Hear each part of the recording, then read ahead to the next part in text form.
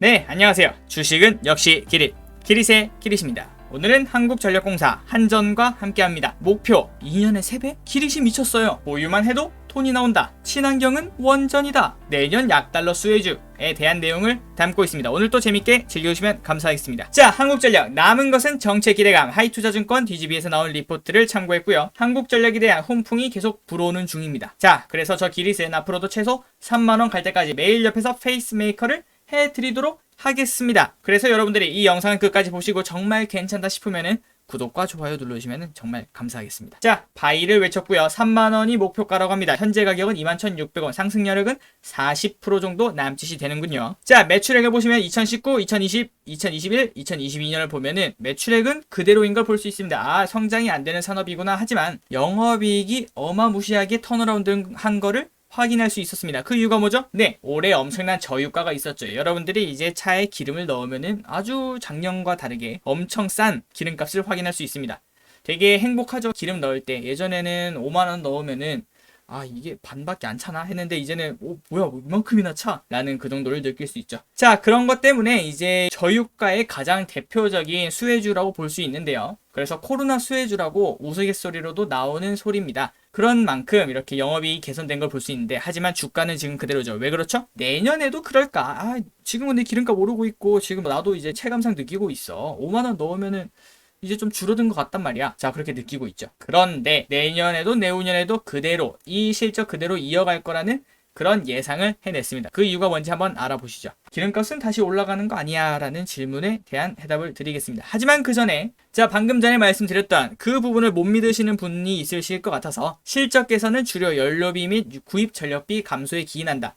진짜 기름값이 떨어지면은 좋아져? 네, 바로 보여드리겠습니다. LNG 가격과 그리고 유연탄, 등유, 무연탄 이런 가격이 나와 있는 표입니다. 여기 보시면은 LNG 같은 경우에는 거의 20% 정도가 떨어졌죠.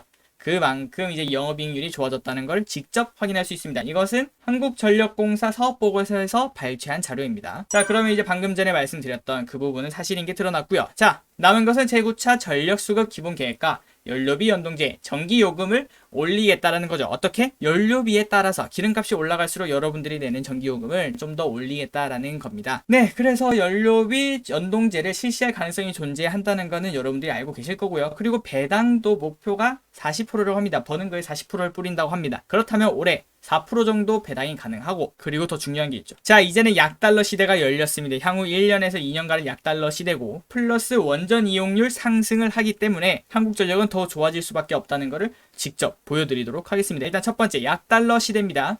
2017년 뉴스입니다. 식음료, 항공주, 약달러 호재 타고 훨훨 날아간다고 합니다. 지금 같은 시대가 도래했고 내년에도 이제 약달러가 된다고 하죠. 그렇다면은 제가 항상 추천드리는 이제는 식음료를 볼 때 플러스 한국전력도 호재가 됩니다. 왜냐하면은 해외에서 사오는 게 한국 돈의 가치가 높아지니까 예전에는 1달러를 1,200원 주고 사야 되지만 이제는 1,000원만 줘도 1달러를 주거든요. 그 말은 1달러로 기름을 사기 때문에 항공주나 식음료나 그다음에 이제 해외에서 이렇게 수입해오는 에너지 관련주는 호재가 당연히 되는 거죠. 그래서 지금 이제 기름값이 오르고 있잖아요.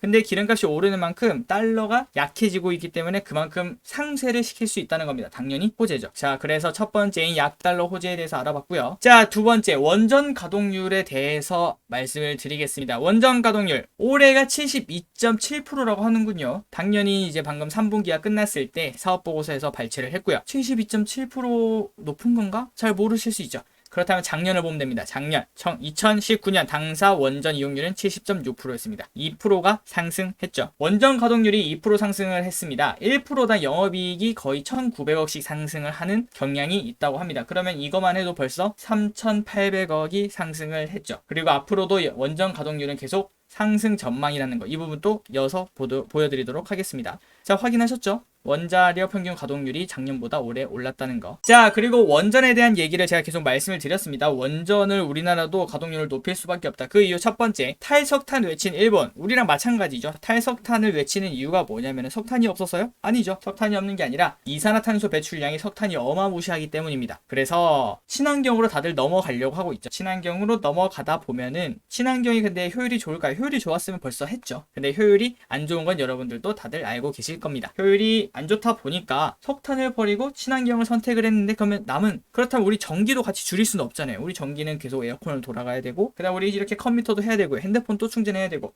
그리고 가면 갈수록 전기차도 충전해야 되고요. 에너지는 이제 줄어들지가 않습니다. 그렇다면은 그만큼 비효율적인, 아직까지는 친환경을 선택하면은 전기가 부족하다는 거죠. 그래서 어쩔 수 없이 이산화탄소 석탄으로 줄이고, LNG로 하면 LNG도 생각보다 이산화탄소가 엄청 나오죠. 그래서 이 LNG 선택하는 것보다는 차라리 원자력을 계속 쓰자라는 선택의 비중이 간다는 거죠. 그래서 정말 아이러니합니다. 탄소 제로를 목표로 가다 보니까 석탄을 버려야 되는데, 석탄을 버리고 친환경을 선택하니까 어쩔 수 없이 원자력도 같이 따라오게 되는 거죠. 그런 경향 때문에 지금 일본은 46살이나 된 원전을 재가동한다는 뉴스가 나오고 있고요. 그리고 중국에서도 중국형 원전을 이제 핵심 부품을 국산화해서 지네가 직접 돌리고 있습니다. 그래서 우리나라도 지금 탈원전이라는 그런 말이 있지만 어쩔 수 없이 원전 사용 가동률을 높일 수밖에 없다라고 생각을 합니다. 당분간은 제가 지금 원전을 사용해야 된다 말아야 된다 그걸로 말씀을 드리는 게 아니라, 어쩔 수 없이 에너지를 위해서 몇 년간은 선택을 해야 되는, 그리고 자연스럽게 넘어가야 되는 그런 방향이라고 생각을 하고 있고요. 자, 그럼 이어서 보시면은, 자, 유진투자증권에서 나온 2050 탄소 중립 추진 전략을 우리나라에서 이제 발표를 해야 됩니다. 자, 그 발표를 해야 될 때는 탄소세를 이제 매겨야 되는데, 석유, 석탄, LNG에 매겨야 되죠. 아까 보시다시피 석탄과 LNG는 이산화탄소가 많이 나옵니다. 그래서 탄소세를 내야 되고, 그러면 이 탄소세를 줄이기 위해서 친환경을 늘려야겠죠. 근데 친환경이 이렇게 지었다라고 해도 SCV가 짓는 것처럼 뚝딱 지어지는 게 아니지 않습니까? 최소한 몇 년간은 걸리는데, 그러면은 그 동안 대체를 해야 되는 건 결국 원전이라는 소리죠. 그러면은 한번 이어서 보도록 하겠습니다. 자, 발전 설비별 가동률을 보도록 하겠습니다. 원전이 거의 100%에 가깝다가 2011년 정도에 들어서 그때부터 빠지기 시작했군요. 그리고 올라간 게 뭐냐 했더니 신재생이 올라가고, 그리고 가스가 이렇게 올라갔습니다. 하지만 가스도 이제 떨어지고 있어요. 막상 해보니까 이게 온실가스도 많이 나오고 이렇게 그렇더라. 그런데 일반 석탄, 가스 복합을 보면은 이렇게 온실가스가 나오지만, 원전과 재생에너지는 온실가스가 나오지 않죠. 그래서 원전을 다시 선택을 해야 된다. 보시면 원자력이 이렇게 다시 올라오고 있죠. 18년부터. 그 부분을 계속 이어서 보면, 자, 매우 놀라운 결과가 이어서 나올 겁니다. 한번 봐주시면 감사하겠습니다. 자, 빨간 부분이 원자력만 보시면 됩니다. 빨간 부분이 원자력을 상승한 구간입니다. 13, 14, 15, 16이 원자력을 더 많이 생산한 이렇게 상승한 구간이고요. 그리고 16, 17, 18은 하락을 했죠. 확인 가능하십니다. 그리고 20, 21, 22 컨센이죠. 계속 상승할 전망입니다. 그리고 예전보다 더 많이 상승을 하죠.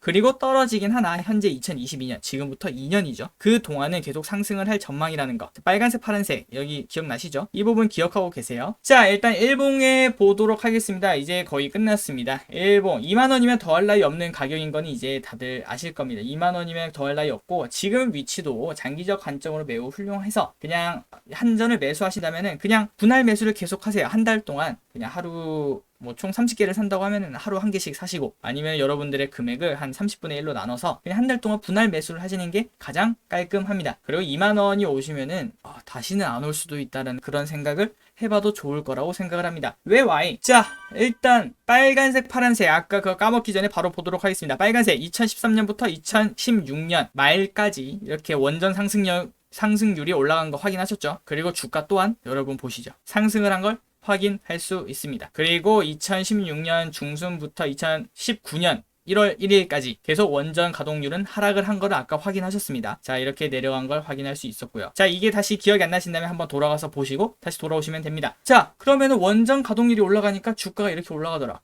이 정도로 효과가 좋아? 아니죠. 그 정도로 효과가 좋다라고는 말을 할 수는 없지만, 이 주가 상승이 그 원전 때문에 전부 다 올라갔다고 말씀을 드릴 수 없는 건 당연히 아실 겁니다. 다른 요인이 당연히 존재하죠. 하지만 사람들의 수급, 사람들의 그 인식 개선에는 지금 한국전력이 계속 발전할 수도 있다. 원전 사용률이 계속 올라갈 수도 있다라는 그런 생각이 들면은, 원래 가치는 4만원에서 5만원 정도 사이겠지만 그 가치보다 더 오버슈팅을 하는 경향이 있다는 거죠.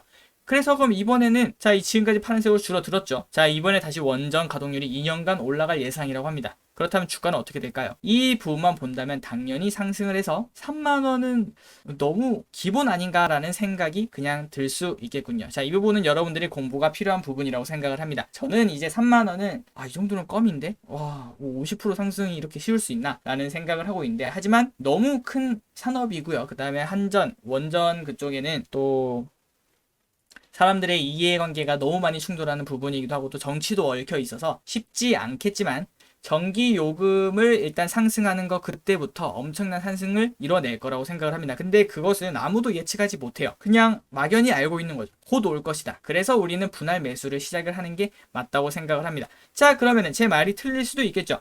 거기서 그게 가장 중요합니다. 제가 항상 강조를 드리던 안전마진이 여기선 살아있는 거죠. 만약에 안 한다고 해도 더 이상 빠질 데가 없습니다. 지금 보면 2021년 가격입니다. 2001년 가격이에요. 이렇게 그냥 완전 바닥권인데 20년 차트를 보면 바닥이면 앞으로의 10년 또 바닥이라고 봐도 충분히 그렇게 생각을 해볼 수 있지 않을까요? 그리고 RSI 보시면은 RSI가 바닥을 찍고 난 후에는 항상 상승이 있었다라는 걸 확인할 수 있고요. 그럼 이번에도 자, 그러면은 벌써 여러 가지의 이유가 많이 만들어졌죠. 자, 이거 빨간색과 파란색 원전 가동률만 봐도 이렇게 상승하는 거. 오케이. 그리고 RSI가 바닥을 찍고 나면은 상승하는 거. 오케이. 그러면 저는 이것만 해도 충분하다고 생각을 하고 그거 플러스 안전마진까지 확실하다. 빠져봐야 마이너스 10%? 그 정도면 더 사는 게 당연히 맞다라고 생각을 하고요. 자, 그렇습니다. 이 정도면 충분한 해답이 되었으리라고 생각을 하고요. 그리고 사람들의 인식 개선이 가장 중요하다고 생각을 합니다. 지금 다들 한국전력 그거 왜 사? 라는 생각이 많은 회사입니다. 그런데 하지만 원전 가동률이 늘어나고 그 다음에 해외 원전 그런 설비나 설비 그 공사에 대한 수주도 따내기 시작하면서 그런 상황이 펼쳐지면은 한국 전력의 재평가가 충분히 될 수 있죠. 그리고 비단 우리나라뿐만 아닙니다. 지금 탄소 제로를 해야 되는데 그렇게 하면은 원자력을 돌려야 되죠. 우리나라 원자력 기술은 세계에서 거의 제일이라는 그런 말도 있었습니다. 그 부분은 차차 계속 공부를 여러분과 함께 하도록 할게요. 그런 상황이 펼쳐지면은 해외 수주도 늘어나면서 여긴 아닌가?